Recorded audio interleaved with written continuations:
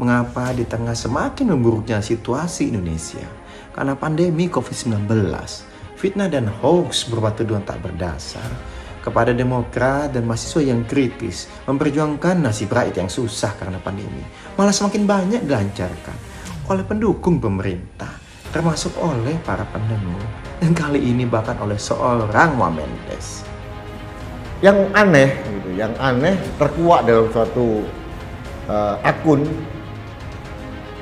mereka juga menggunakan buzzer yang dibayar untuk melawan tuduhan buzzer itu. Ini Demokrat ini otaknya nggak tahu gimana ya, aneh gitu. Saya dikatakan buzzer tidak keberatan, tapi saya adalah buzzer rakyat Indonesia.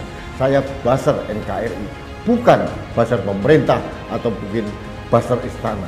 Lebih banyak menghasut yang buzzer-buzzer itu, jauh lebih banyak dosanya yang memfitnah itu dibandingkan ulama itu untuk mengisi jiwa. Yang buzzer itu memaki-maki, memfitnah luar biasa. Jadi tolonglah siapa yang bisa memperbaiki itulah sebenarnya sumber daripada segala macam kekacauan buzzer itu.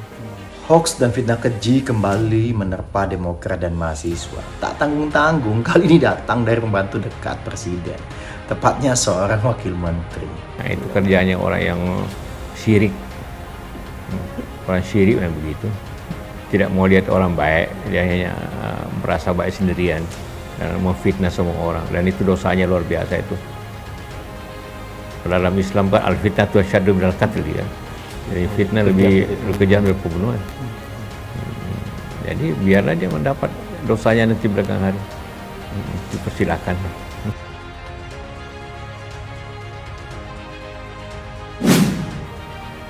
Ya itu biasa saja. Bagaimana memuji orang atau mencela lawannya. Yalah. Tapi rawan-rawan ini, tapi tidak berhenti menjadi geng yang dipelihara, yang dibayar untuk mengkritik siapa yang membuli siapa yang mengkritik. Ini loh, kalau mau melihat satu statementnya Wamen, saya bukan masalah setuju tidak setuju ya. Ya mungkin bukan hoax tapi memaki-maki gitu ya. Itu kan juga sama efeknya hoax itu.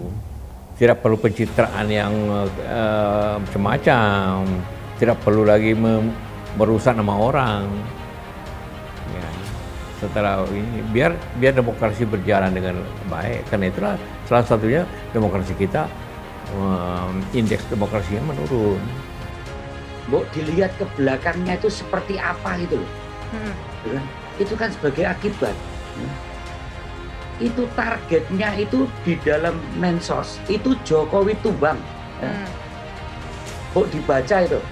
Kok tidak bereaksi kawan-kawan Demokrat? Mohon maaf, saya tidak setuju dengan tuduhan itu. Ini nggak ada. Ada. Ini demo nggak bisa ini.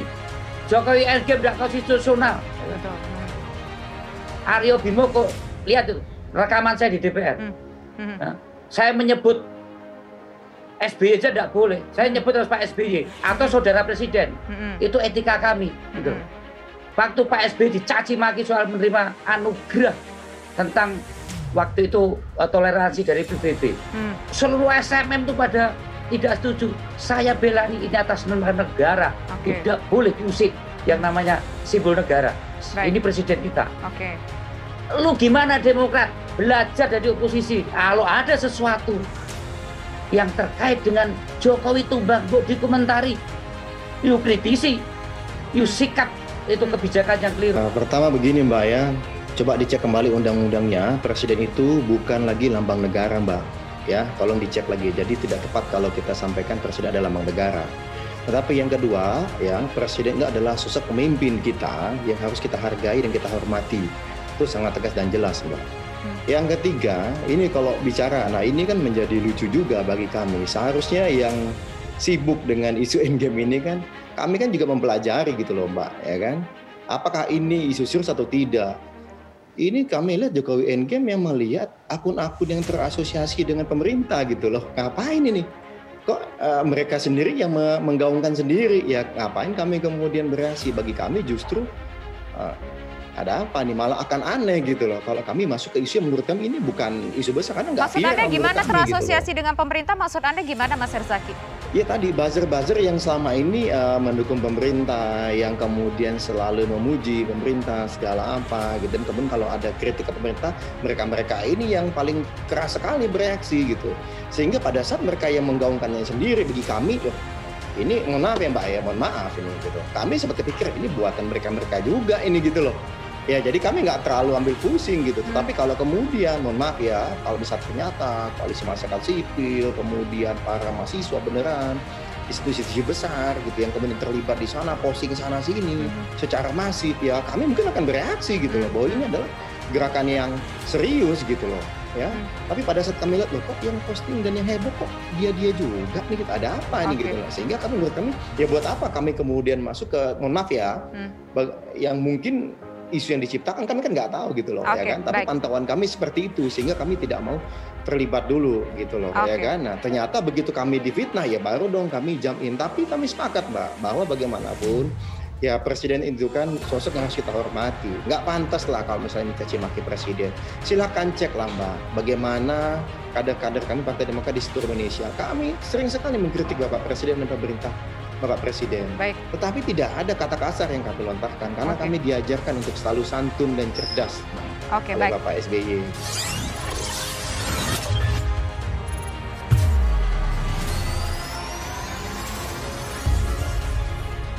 Wakil Presiden Jusuf Kalla kembali mengungkapkan unek-uneknya seputar kiprah para buzzer di tanah air.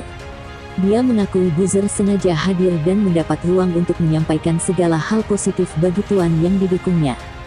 Juga sebaliknya mereka dipersiapkan untuk mengkritisi kekurangan para kandidat lain yang menjadi lawannya. Sebenarnya buzzer itu mulai pada setiap ada masalah di negeri ini. Tapi itu biasa saja, bagaimana memuji tuan yang didukungnya atau mencela lawannya, kata JK. Mestinya, tegas JK melanjutkan, kerja mereka berhenti setelah negeri ini damai karena sudah ada pihak yang menjadi pemenangnya. Tapi yang terjadi kemudian justru menjadi geng yang terus dipelihara, dibayar untuk membuli siapa yang mengkritik. Jadi tolonglah siapa itu yang bisa memperbaiki. Sebab sumber segala kekacauan adalah buzzer-buzzer itu. Seharusnya sudahlah, tidak perlu lagi ada pencitraan yang macam-macam. Tidak perlu lagi merusak nama orang, biar demokrasi berjalan dengan baik, papar JK. Selain itu, dia menambahkan, media massa juga sebaiknya tidak lagi ikut memberi ruang bagi para buzzer. Kepala Badan Komunikasi Strategis, Bakomstra, DPP Partai Demokrat, Herzaki Mahendra Putra, mewanti-wanti agar para buzzer fokus saja membantu pemerintah menangani COVID-19. Menurutnya, buzzer kekinian sibuk memfitnah Demokrat. Pernyataan Herzaki tersebut menanggapi sempat trending di Twitter #TagarBaratayuda Demokrat. Bahkan pada Selasa tanggal 28 Juli tahun 2021 pagi ini, #Tagar tenggelamkan Demokrat masih trending. Herzaki menduga hal itu dilakukan para buzzer pro pemerintah. Daripada memfitnah kami untuk mengalihkan perhatian publik dari berita duka, dari kegagapan pemerintah menangani pandemi COVID-19. Lebih baik mereka fokus bantu pemerintah tangani pandemi COVID-19 ini. Menurutnya, para buzzer tersebut tak punya hati nurani. Padahal Indonesia sedang berduka lantaran angka kematian COVID-19 mencapai angka tertinggi. Tapi, para buzzer malah sibuk menyebar fitnah kembali kepada Partai Demokrat. Lebih lanjut, Herzaki menyebut Demokrat tetap fokus untuk membantu rakyat meski para buzzer melakukan serangan. Menurutnya, partai berlambang bintang merci tersebut tak mau ambil pusing. Kalau memang konsistensi kami membantu rakyat terdampak pandemi, dan menyuarakan aspirasi rakyat yang merasa menjadi korban atas kegagapan pemerintah menangani pandemi, membuat kami menjadi sasaran fitnah, dan serangan hoaks secara bergelombang dari para pendukung pemerintah, tentunya demi rakyat kami takkan surut. Partai Demokrat disebut-sebut melakukan operasi politik yang dinamakan Baratayuda dengan kode Sandi Romeo. Operasi ini disebut-sebut sebagai serangan kampanye hitam pihak Cikeas ke istana atau dalam arti lain serangan yang ditujukan kepada pemerintah. Adapun latar belakang dari operasi yang disebut akal-akalan Cikeas untuk 2024 ini, diawali sadarnya Demokrat akan kekuatan partai yang tidak terlalu besar di parlemen.